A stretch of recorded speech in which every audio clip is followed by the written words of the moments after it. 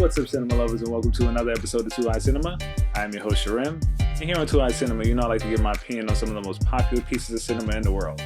In today's episode, we're going to be doing a run-through and review of Rick and Morty, Season 2, Episode 3, Autoerotic Assimilation. Now let's get into it.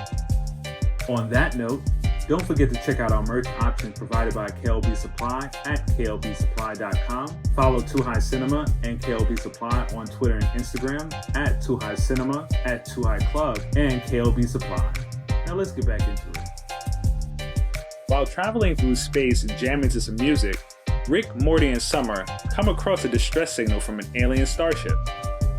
Rick intercepts and boards the starship with the intention of looting it, but instead he comes across the ship's surviving crew members, who explain their planet has been taken over by an assimilating hive mind before the aforementioned hive mind attacks and assimilates the rest of the crew. To the trio's shock, the hive mind apparently knows Rick, who awkwardly admits that he and the hive mind named Unity used to date.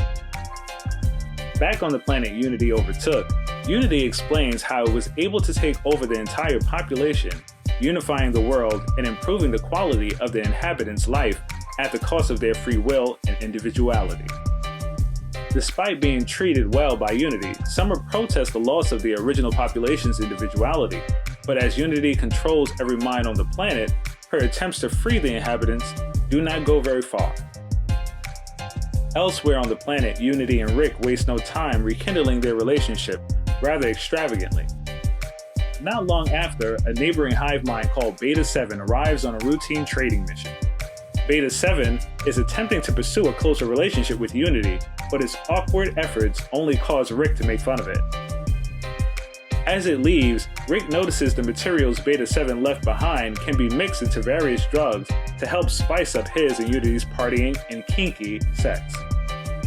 Meanwhile, back on Earth, Jerry enters the garage looking for the weed whacker because the weeds in the cracks made from the house being transported to another dimension have started to become overgrown.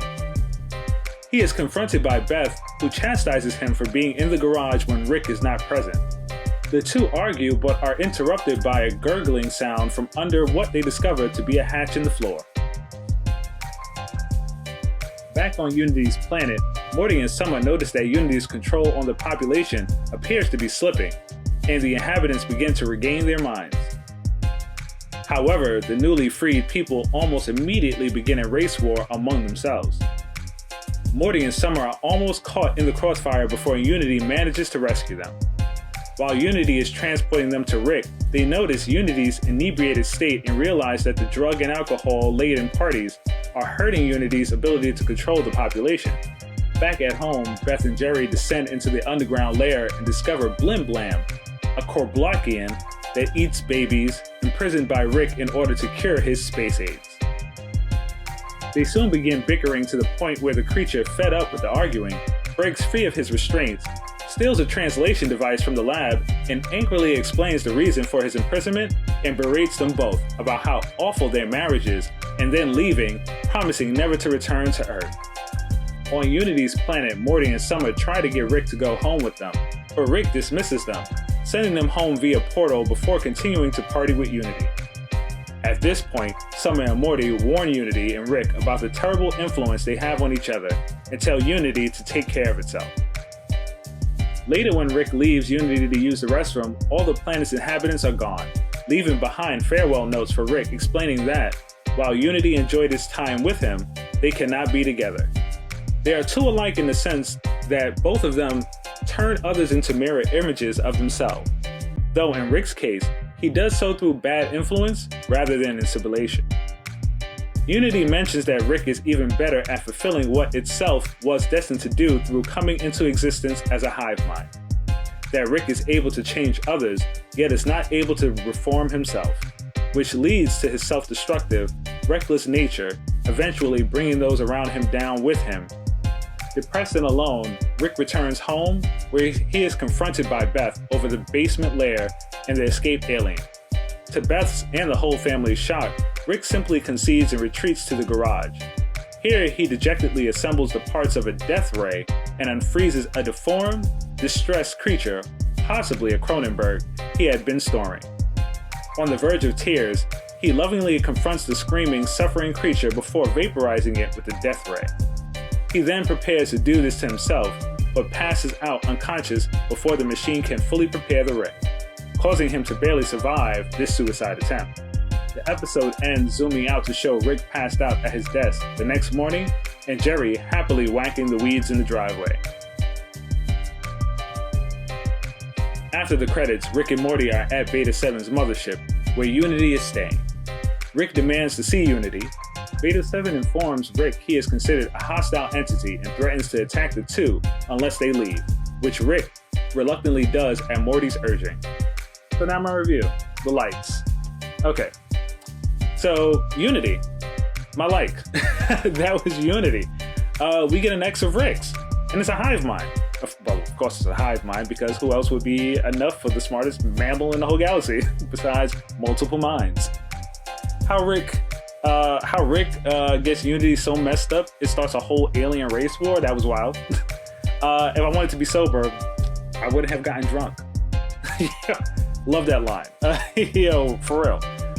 Jerry's hip-hop vernacular throughout the whole episode had me dying. Yeah, because he was on point though. Like, even though he sounded wild saying it, like he was using it correctly, and it was just, okay, all right. It was funny. But Rick really forgot the word for human. Like, not only is it hinted to in the beginning, but then he actually does forget the word for human. Like later in the episode, yo, loved it. Rick hang gliding into a stadium of redheads while men that resemble his father watch. Wow, Rick. A psychologist can break all of that down for you. Yo, serious. Blemflarks. We get another space currency. Like, we have so many. Damn. Yo, Rick really felt, he really felt defeated this episode. I've never seen Rick like really feel defeated. Like, I've seen him get angry, like to the point where like he just wants to be violent, but I've never seen him like give up. Like that, he really seemed defeated. This one was a little dark, especially at the end in the garage when he almost tried to kill himself. And then Rick showing up at Beta 7's crib had me weak though. Like, yo, he really came up like an ex. Like, oh, yo, that's my girl. Da-da-da, what you doing at my girl? Yo, bring her outside. Like, yo. I don't want to call you the word, Rick, but you kind of like sound like a little, sounds like something else. You're not the G, Rick. What's going on? But not a grading. So now for comedy, I'm going to give it dank, drama, dank, action, dank, horror, dank. Thank you again, cinema lovers, for watching this video. Please like, subscribe, and place the notifications bell on all if you want to see more content from us. Comment below to suggest any content. Follow us at KLB Supply, at Too High Cinema, and at Too High Club on all social media platforms for updates. And for now, smoke you later.